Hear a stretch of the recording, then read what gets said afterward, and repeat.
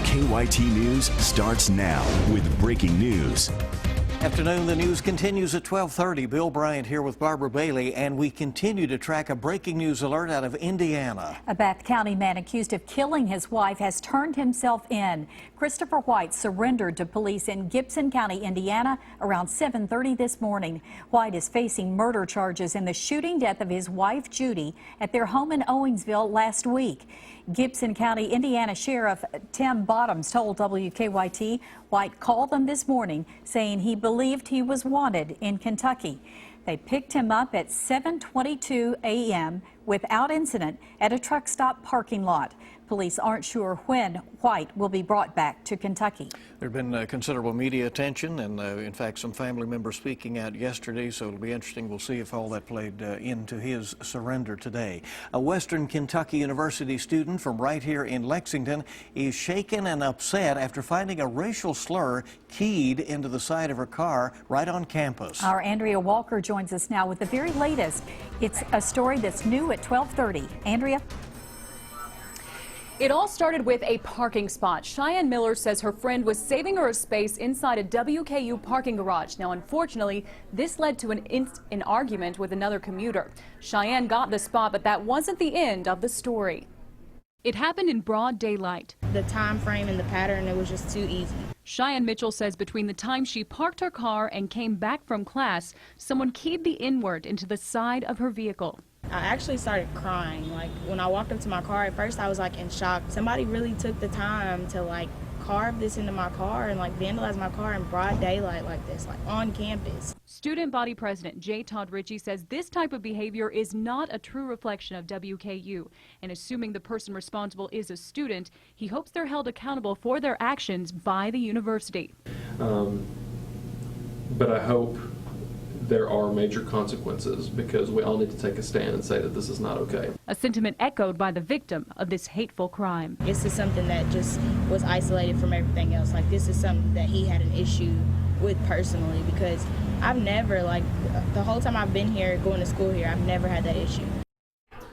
WKU President Dr. Gary Ransdell released a statement regarding this incident, saying in part, quote, "I have communicated with the victim and spoken with the father and assured them that we will exhaust all means available to fully investigate this matter and take appropriate action." You can find the full statement from Dr. Ransdell on WKYT.com.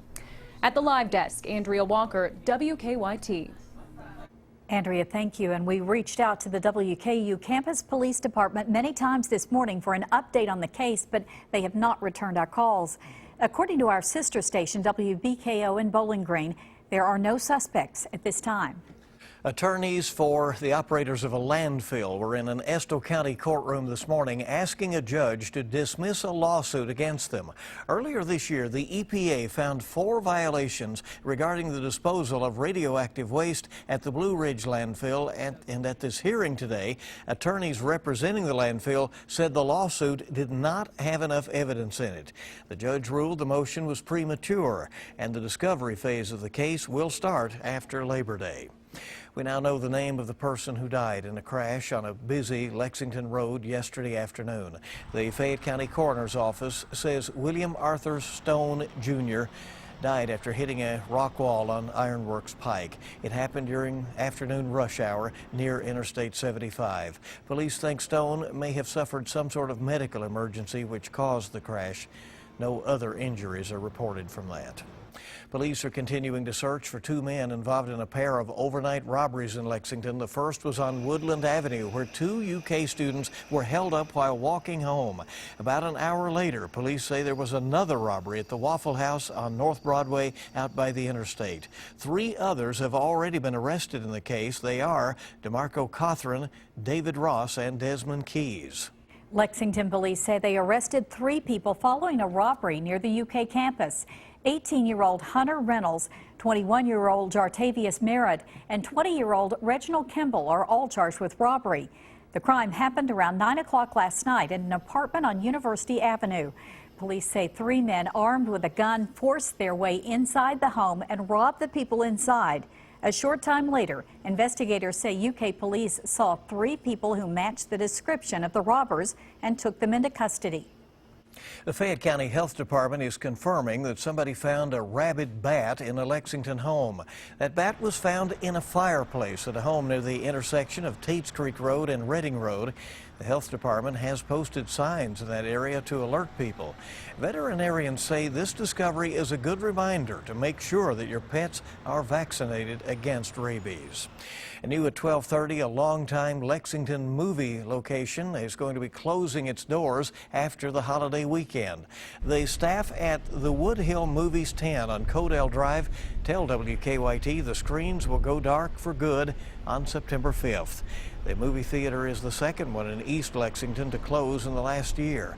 Last September, the Movie Tavern off Richmond Road closed, and it relocated to the former Amstar Theater over in Jessamine County. So times changing with the theaters, obviously, and movie stores as well. We're understanding a video store, one of the last of those, going out of business in Lexington as well. Times change. Absolutely. It's a multi-million-dollar gift that could help save lives. This morning, the UK Sanders Brown Center on Aging announced it is getting a renewal grant worth millions of dollars to study Alzheimer's disease. Michelle Chamberlain is on campus now with more on how this study could change lives for millions fighting this disease. Michelle?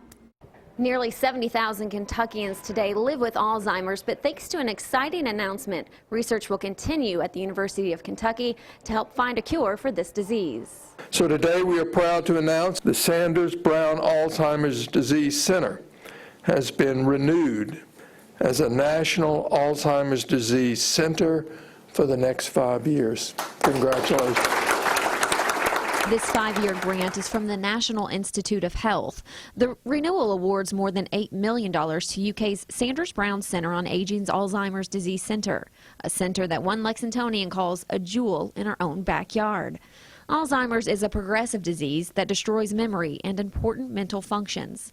One estimate shows that by the year 2050, Alzheimer's diagnoses are expected to triple, and that health care for all those people will reach $1 trillion. That's why people like Jim Host, who lost his mom to the disease, say today's grant announcement is so important to learn more about Alzheimer's.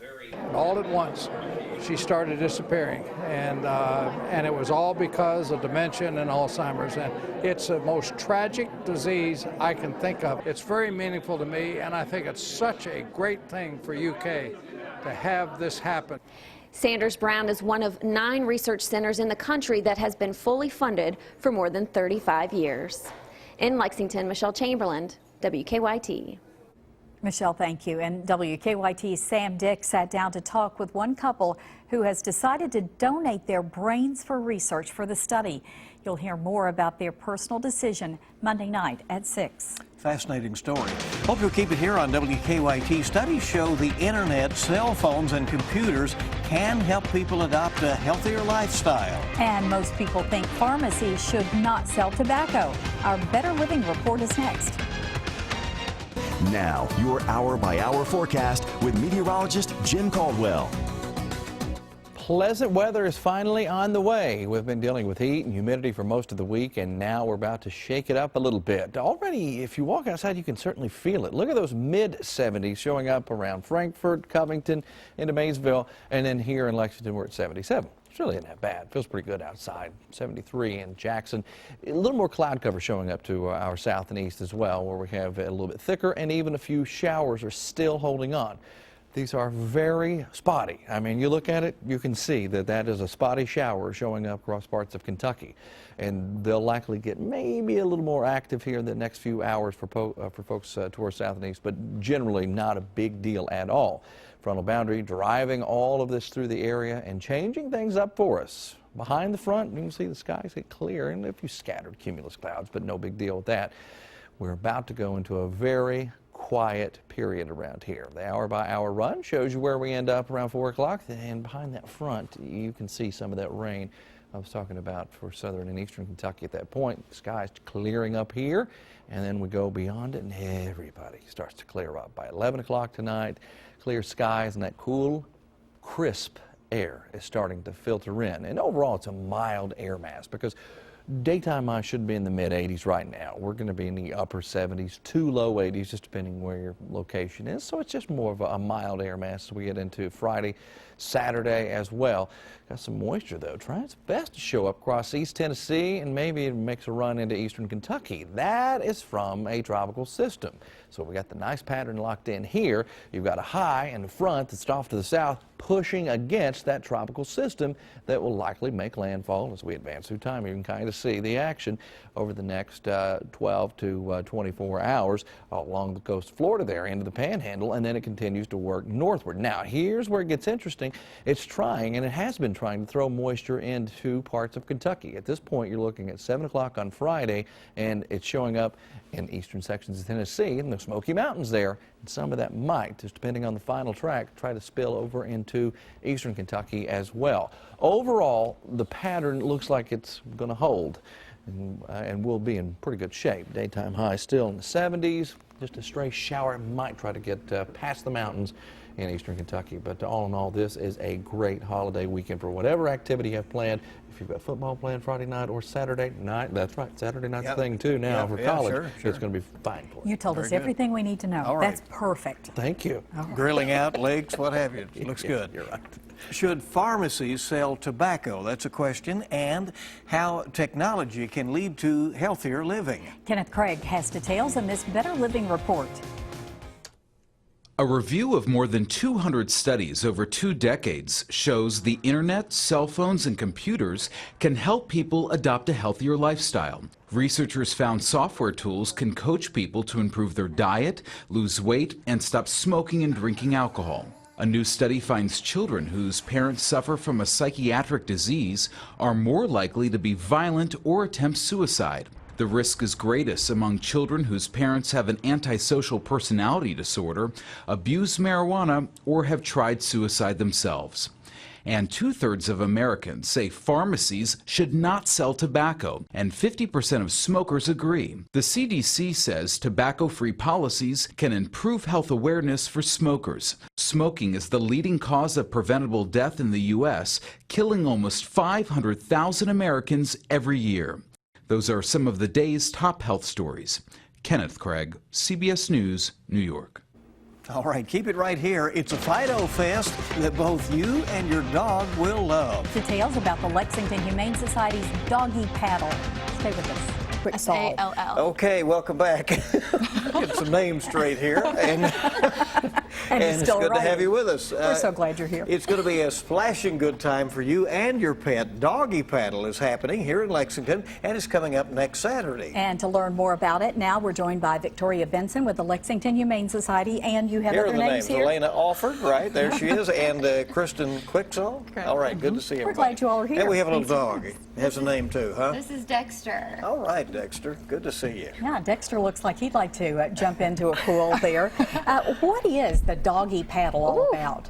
The Doggy Paddle is at Woodland Aquatic Center, and it's where they let us, before they shut the pool down for the year, all the dogs can register and they can go swimming in the different time slots. So they can jump and play, swim, and we dump a bunch of tennis balls in there. So oh man, it's really fun. To see. It's really fun. All right, well, we have our vets here. Do dogs like to swim? Oh, they love it. Really? Yes, yeah. It's actually a really good activity for them. So it's a low impact, great way to get their heart rate up, but still have lots of fun, especially cooling off in the heat that's been outside.